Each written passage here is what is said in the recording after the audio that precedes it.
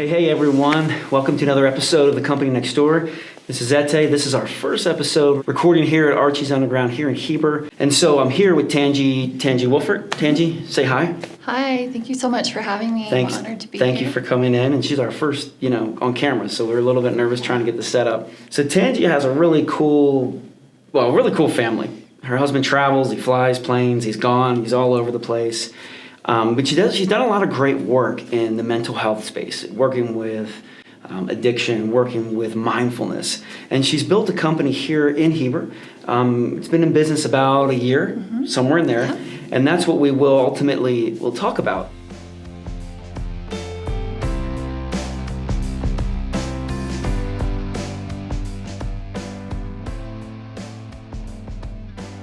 Tanji, I want to start with this question. A lot of people, mindfulness in the last 8 to 10 years, and correct me if I'm wrong, is gaining some legitimacy. Like people are starting to recognize it as this is a legitimate, useful, holistic practice. Yeah. And I don't know if it always was. You could say the word mindfulness years ago, people, what is that? How is it here in Heber? Are you finding resistance to it? Are people valuing and understanding the service that you're offering? Yeah, I haven't really experienced resistance. I've heard of that coming up in other communities, but here people have been really open-minded and for the most part embraced what I'm doing. Yeah. That's awesome. Can you tell us what is your definition of mindfulness for those they're going, what the heck are they talking about?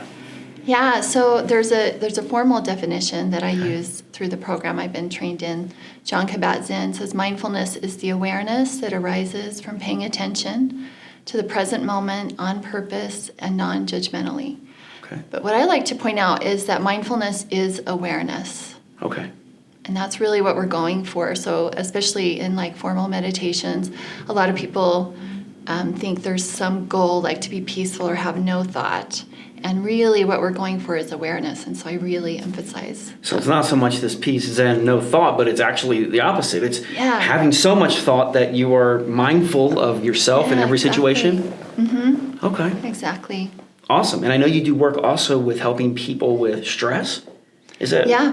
So the program I'm trained in is mindfulness-based stress reduction. Okay. And it's through the University of Massachusetts Medical School. Okay. And like I said, Jon Kabat-Zinn developed it back in the 80s.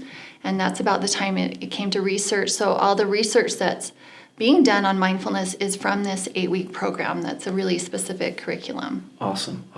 Cool. Well, I think, and we'll come back to that. We'll come back and talk about what you're doing. But I think this is something that everybody in this Heber Valley could benefit from, especially in 2020 with the COVID, with all the chaos that the world brings. Some stress reduction, some mindfulness, it can change your life. Yeah. So let's back up quite a bit and talk about where did you come from? Where did you grow up? Yeah, where did I grow up? Yeah. I grew up in Sandy, okay. So not too far. Yeah, and so that's kind of where my story begins. My mom passed away suddenly when I was 11. Okay. I was the oldest of 3 children, and my life changed in that moment, really. And not knowing this then, but realizing kind of, as was expected, it was a very tragic thing that happened. All the adults in my life seemed to be falling apart. And so in my little 11-year-old mind, I thought, I got this kind of my mantra or my goal or, my philosophy was I just have to be strong. I have to be the strong one. Push through it, just power through it. Everything. Because I'm an 11-year-old and I've really experienced a lot, but I'm going to power through it. Okay. Yeah. So that's the way I lived my life, and like with, my kids and my husband. And then I got to my mid-30s and I was like, I have to find a different way. This isn't working, because what it would look like was me pushing through, and I would just get this feeling of, I didn't know what it was, like depression, but really it was my stress catching up with me. Yeah. And it would be a couple days like where I was really dysfunctional. I could hardly do anything. And then I would, kind of regroup and be able to get going again. It was just that pattern over and over, very exhausting. And so, so what happened was in my mid-30s when I was searching for something different, I found a book called You Can Feel Good Again. Okay. And it's not a mindfulness book. It's actually a book on depression, but it's mostly about how our thoughts aren't real. And it got me really curious about my mind. I mean, it was just life-changing. It was like, Sure. what is real if my Yeah. thoughts aren't real, and I just looked at everything differently. And so it was really a self-study. There wasn't a lot of, so first of all, I started hearing this word mindfulness coming up In your 30s? about the same time. Okay. Yeah. And there was, the research was, really coming forward. You were hearing this word a lot more. And so I got curious about what is mindfulness, what does it mean, and did a lot of just reading books, online guided meditations, and I've just been passionate about it from the beginning. It's been something that's been a really integral part of my life. So you're the oldest of three, 11 years old, and Sandy, your mom passes away. Yeah. And so you're just like, okay, I've got to just rise up and step in, fill mom's shoes, so to speak, in some ways. Exactly. Yeah. What was that a little bit like going through your teenage years? I mean, yeah. that doesn't sound easy. That's a great question. It was really difficult. I was on the drill team. Everyone else had their moms showing up to the competitions, really supportive. Yeah. I didn't, I bought my own car when I was 16. I did a lot of caretaking of younger siblings. And my teenage years weren't the normal, self-centered, about me. It was more about others. Everybody else taking care of. And so it was, that was really, really challenging time. And that's one of the stories I like to tell when I work with youth. I've done a lot of volunteer time in the schools here, and I love telling them my story and just how, we don't have to believe everything we think. That's a big part of mindfulness. And my thoughts at that time as an adolescent were, I'm not as worthy as other people because of, and I wasn't smart. Yeah, I had a really hard time in school and graduating from high school. I barely graduated high school.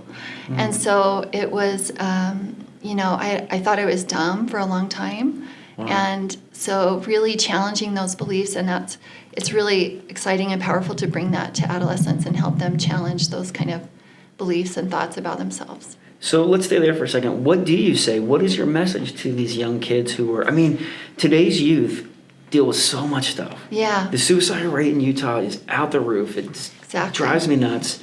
There's not enough time to help everyone. It's heartbreaking.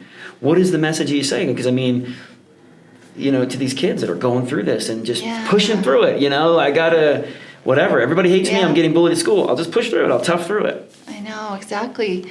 Yeah, don't believe everything you think is a big message. I'll tell them. And there's a lot of different ways to bring mindfulness awareness of our mind and our thoughts without taking them really seriously and personally, knowing this is what the mind does. We create stories, especially about ourselves. A lot of them aren't helpful, really identifying those. And that internal weather pattern of emotions that are constantly ebbing and flowing. And actually teens catch on quicker than adults to mindfulness. It's really exciting. The methods are completely different. Teaching adults and teens, I've been trained in a couple different teen programs as well.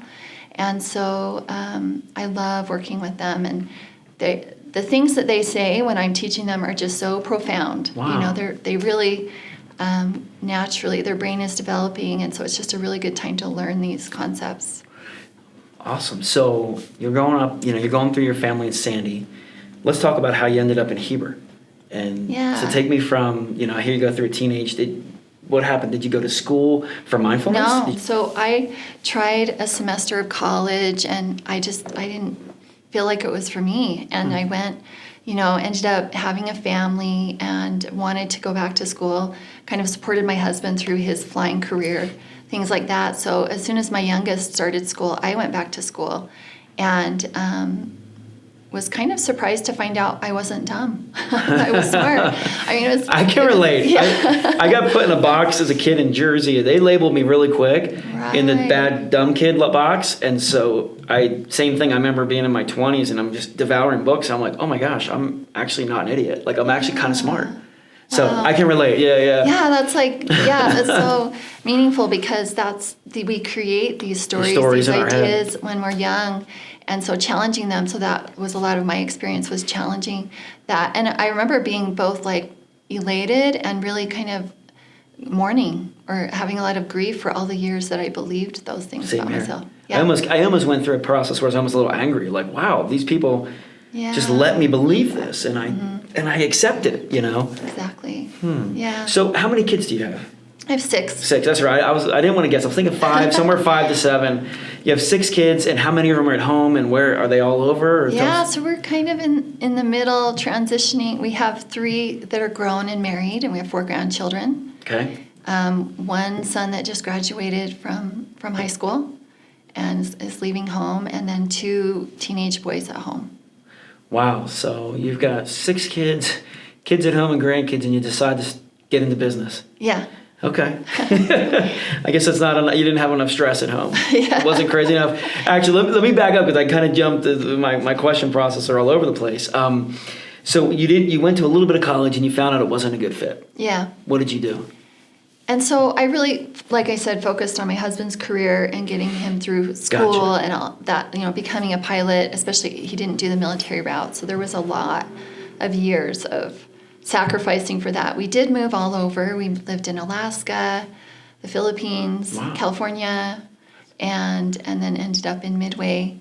And so it was a lot focused on just family, raising kids. That's what I knew to do. Just really. diapers and school, then you're a driver. Yeah. So why you're in Alaska, you're all over the country and the world, it sounds like. Why did you guys come back to Heber? What made this, or I should say come to Heber, because you didn't say you've been in Heber yet. Yeah. Or Midway, so sorry. My husband grew up vacationing here, and his parents always had property here, and so it was his dream to live here. He loved Midway. We never thought we'd end up in Utah, but when he got offered an upgrade to captain with SkyWest, for some reason the only option was Salt Lake as his domicile, so we ended up coming to Midway. Gotcha. Yeah, because that was his dream. So. Okay. And then so I know just from knowing you that you did some work, and you still do some local work at the Chateau. Yeah. And you've been in and out there, so you're working with the mental health, you're working with addiction, which that's an amazing work, and we need more of it. Tell us a little about what that's like, working in that space and the ups and downs of that. Yeah, I love it there. I was a counselor full-time there, and I did a lot more like clinical work on the clinical team. Now I just kind of go in, do mindfulness groups, my group therapy centered on mindfulness teachings, and a little bit of individual therapy as well. And so we have a lot of like trauma there. So I am trained in trauma-informed mindfulness, things like that. Yeah. Wow. Is it ever hard in that capacity, just because you see where some people are and they may not be trying, or not, let me rephrase that, they may be frustrated or almost giving up, and you're there trying to work and guide them through that. Yeah. You can't always have success because it's up to the individual.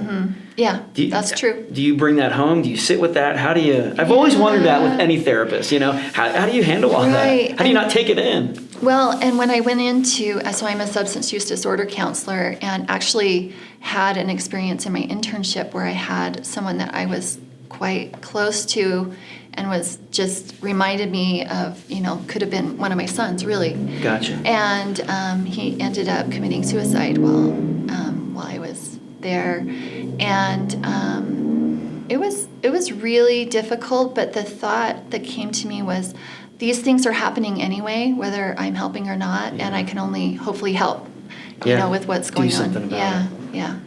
Wow. And so that's all set the way and paved the way for what you're doing today. Why did you decide, with 6 kids, 4 grandkids, I think you said, and, your husband's out flying, why did you start this company a year and a half ago? Yeah, so when I was a counselor at Chateau, I had my own mindfulness practice, personal mindfulness practice. I really wanted to bring mindfulness. I knew it could help my clients. And that's when I started researching how to become a teacher and what the best programs were. So the program I'm trained in is for healthcare and society. It's actually used in medical settings, schools, and things like that. So it's more mindfulness for mental health than more like there's mindfulness that are more like yoga practices. Sure. So I went and did the trainings for that, took a break from counseling, and it really kind of took off. The mindfulness, I'm in high demand, and the jobs started opening up, and am doing something I'm really passionate about and that I love doing, and I'm able to bring it to, that population that I was already working with, that I kind of inspired me to go into teaching mindfulness, as well as other, I get asked by schools a lot to work with teachers, to teach them to be mindful, or to manage their stress in a mindful way. And so it's been a great journey. So the company I have here is more focused on the individual work, people that can't or don't want to take the 8-week course, and maybe they don't have time, or they don't want to be in a group setting. And so I do some of the individual work here. I have an office, and then I also do some online classes. So you mentioned the initial idea behind this was you were 11 years old, you lost your mom, and anytime you'd have stress or these things, it was just this idea of push, just get through it.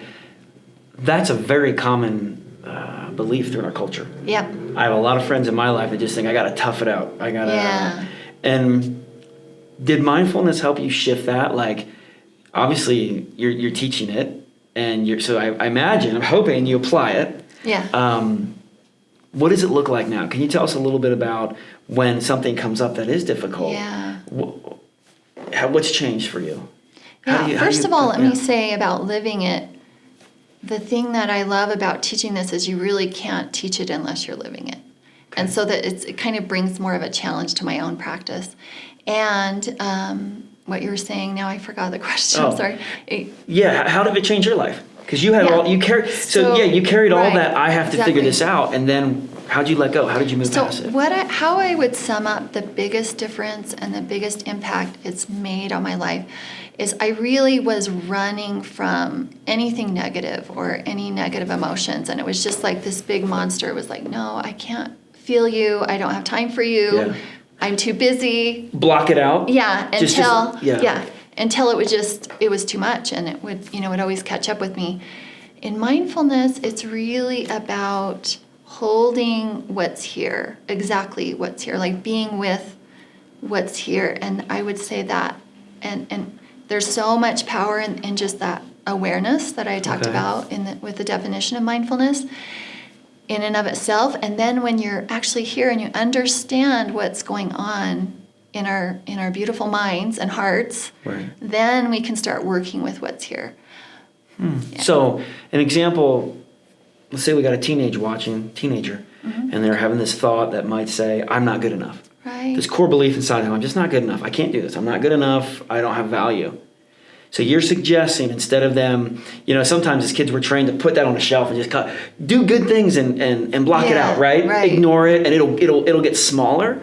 And as I act and do good things, that'll grow. But you're saying it's the opposite. We need to dive into that thought. Help me out with that example. Yeah. So our mind is pretty powerful. So we're more like working with our mind than battling against it. Okay. So like you're saying, put it on a shelf. Maybe if you're identifying that as a thought, and you're saying, like we're saying, don't believe everything you think. Okay, I have this thought, I'm not good enough. Here's this thought. That's exactly what it is, a thought. So it's not a truth, it's a thought. Yeah, okay. It's a thought that I've developed for whatever reason.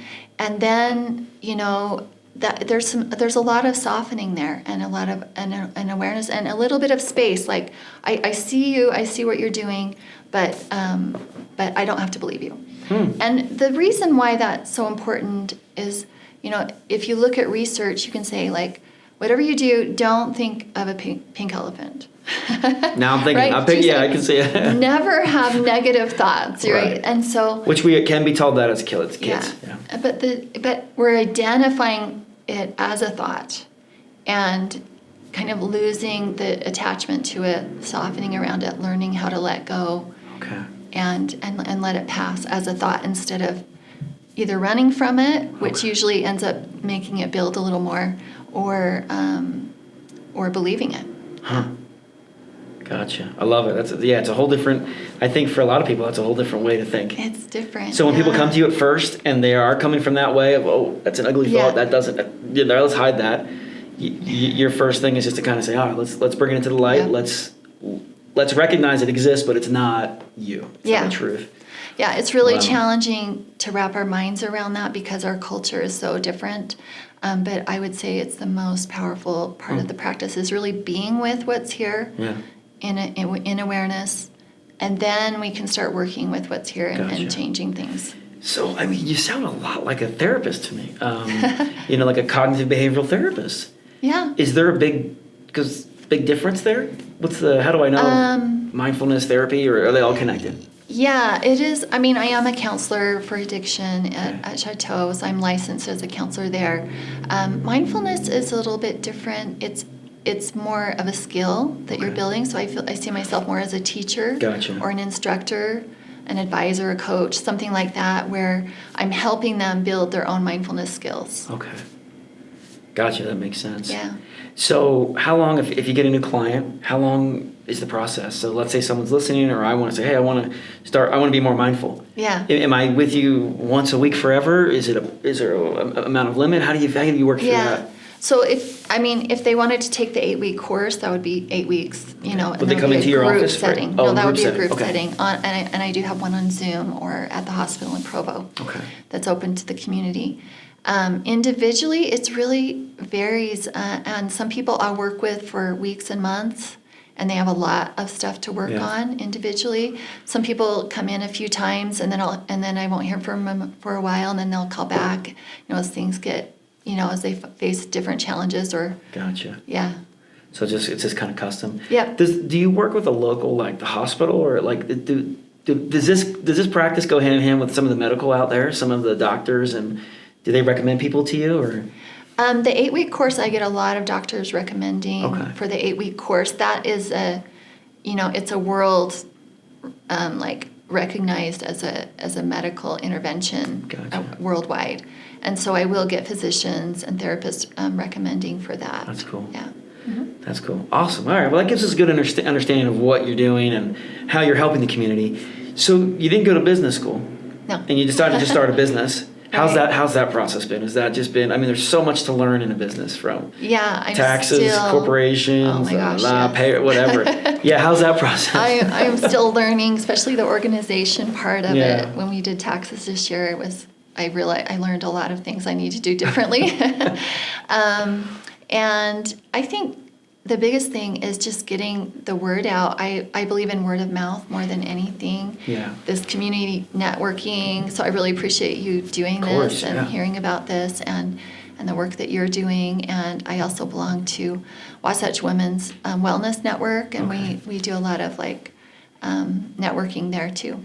Yeah. Gotcha. So more the marketing and just getting the word out there has been a challenge. Yeah, exactly. What have been some of the hardest moments of I guess the last year and a half since you started the business? Has there been a low point where you're like, I don't know if I'm going to do this? Mm-hmm. There's been, I'll talk about what, I've really tried to get mindfulness into the schools here, into the secondary schools. It's been a lot of volunteer time and training and things like that. And we did get kind of a pilot program of MBSR, which is the 8-week course for the teachers, going this year. And then COVID happened right in the middle of it. Yeah. But we actually transitioned right to Zoom. It went beautifully. It was amazing, the rest of the course. But I don't know. I think, we're not sure how to proceed for fall. There's so much unknown and uncertainty. Yeah. I think that would be, I'd have to say that as the biggest challenge. And it's, even though we are focusing on the business part, I don't really see this as maybe a business, but just kind of a passion of mine, especially to bring to our community. So I teach a lot. I teach with Alpine School District, Sanpete School District, Provo Hospital, but my passion really is to bring this to our community. And so right here in our backyard. And so that's been probably the biggest challenge, and just having some setbacks there. Yeah. But having confidence moving forward. I do have a children's workshop that I'm starting in July, which I've taught before and I love. And so I'm excited to do that. And it's mostly people from our community that have signed up so far.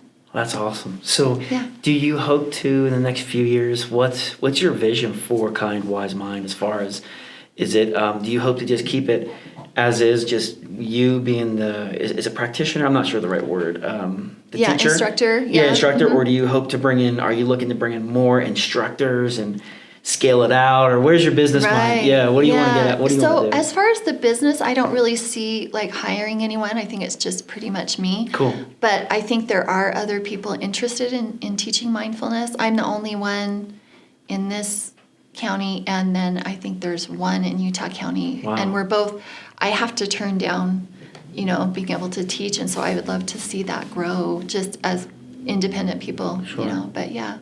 Gotcha. No, that's great.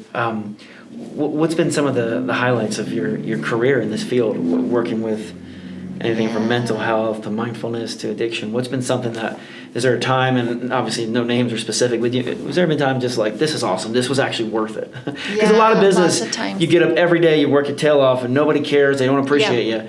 And then once in a while, you get these little like moments where it's like being a dad or a mom. Yeah. It's like you work your tail off for these kids. My baby, she's 2 years old. She's still in my bed. She doesn't even sleep. And sometimes I'm like, man, but then there's just that little smile or, something. Exactly. I'm like, do it again. Yeah. So one thing I didn't expect that I love about my teaching, a couple of things.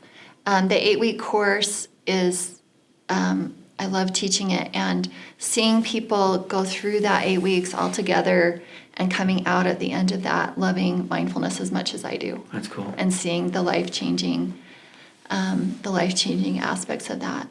Having people, especially young people, like I have a lot of college students that sign up for that course in BYU, and from BYU and UVU in Provo. And a lot of the times they will say at the end of the course, like, I'm okay being with me. Like, I can be in my apartment and not turn on the radio, no one's home, can cook a meal, and I'm just at ease being by myself. I'm not on my phone, I'm not. That's powerful. And so that's probably one of the most rewarding things, is to hear stories like that. Okay, so so you're about a year-ish plus into the business. How's your husband like it? Is it how's the family like it? Are they like, Mom, just go to work? Or are they like, Mom, why are you always gone? Or what's it like? Tell me about balancing the dynamic between a mother of 6, obviously some are gone, and a wife, and the good you do in the community, and then a business owner. Yeah. I think you'd have to ask him, but I mean... Dave, call in. I think that there is a balance. I really...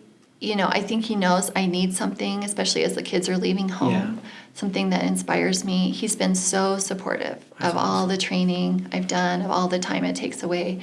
And so he's really, I could not have done any of this without him. And so very supportive.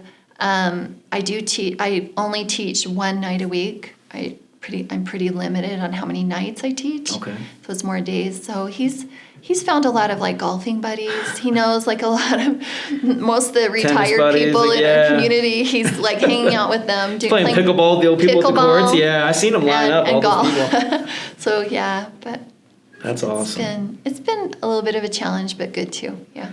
What's the one thing that you've learned that you would share just in the last year of on the business side of being someone who didn't have a background in business and I want to start a company? What's something you'd share to someone that's thinking, I have an idea, I might start a company? Oh my gosh, yeah. Just follow your heart, your passions. I mean, there's been so many setbacks over the last 5 years in this process, and just a lot of times that I gave up. And so, but now as I see the progress, as I see things I've been able to accomplish that I really wanted to, I'm so glad that I pushed through. I got up again and kept going, trusted myself.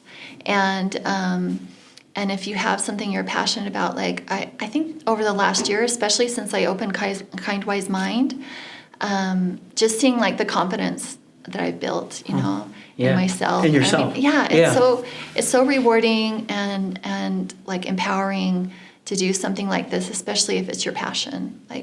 Yeah. So here's 2 name questions. One, because I know a lot of people will, and we're going to put a link to your company website in the notes, but your name Tanji. Yeah. We got to ask you about that, because some people will say, "What? I've never heard that name."